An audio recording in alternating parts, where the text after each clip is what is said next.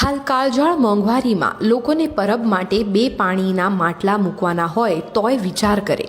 ત્યારે નવી સાંકળી ગામના ખેડૂત ભગવાનજીભાઈને પોતાની વાડીએ બેઠા હતા ત્યારે વિચાર આવ્યો કે શિયાળો ઉનાળો ચોમાસામાં માણસો તો પોતાની રહેવાની વ્યવસ્થા કરી લેશે, પરંતુ અબોલ મૂંગા પંખીનું કોણ?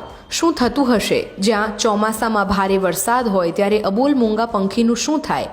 તેવો વિચાર કરતા તેમને થયું કે મારે આ મૂંગા અબોલ પંખીઓ માટે કંઈક કરવું જોઈએ, જેથી તેમણે પંખીના ઘર માટે વાડીએ બેઠા બેઠા પોતાની કોઠા સૂઝ મુજબ આકર્ષક ડિઝાઇન બનાવી તેમનો ખર્ચ ગણતા 20 લાખ જેટલો ખર્ચ ગણ્યો અને ધીરે ધીરે કોઈ પણ પાસે એક પણ રૂપિયો લીધા વગર પંખીના રહેવા માટે પંખી ઘર બનાવવાનું શરૂ કર્યું, જેમાં તેમણે 2500 પાકા માટલા બનાવડાવી માટલા પણ પાકા કે જે ક્યારેય તૂટે નહીં તેવા માટલા બનાવી અને પંચાયત દ્વારા આપેલ પ્લોટમાં પોતાની કોઠા સૂઝ મુજબ કામ આગળ વધાર્યું, જેમાં અસલ ગેલ્વેનાઇઝના બોરના પાઇપથી ગોળ આકારની માટલા રાખવાની બાઉન્ડ્રી બનાવી, જેમાં માટલા બાંધવા માટે સ્ટીલનો વાળોનો ઉપયોગ કર્યો જે ક્યારેય તૂટે નહીં, અને ચોમાસા દરમિયાન જો વીજળી પડે તો તે માટે પણ ખાસ વીજળી તાર બનાવ્યા જેથી અંદર બેઠેલા પંખીને કંઈ થાય નહીં।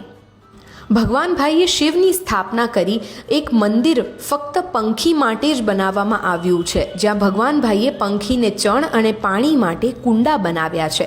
આ બધું બનાવવામાં તેમણે ₹20 લાખનો ખર્ચ કર્યો। તેમના જણાવ્યા અનુસાર માણસ તો પોતાનું બધું કરી લેશે, પણ આ અબોલ પંખી માટે લોકો ગામે ગામ આ રીતના પંખી ઘર બનાવે તો ઘણું સારું કહેવાય। આ માટલાના પંખી ઘરમાં 10,000થી વધુ પંખી પરિવાર આરામથી રહી શકશે। ભગવાનજીભાઈના કહ્યા મુજબ ભગવાન મને આપેલ રૂપિયાનો સદુપયોગ કરી મેં મારો જન્મારો સફળ બનાવ્યો છે। ભગવાનભાઈની આ પહેલને વાઇબ્સ ઓફ ઇન્ડિયા બિરદાવે છે।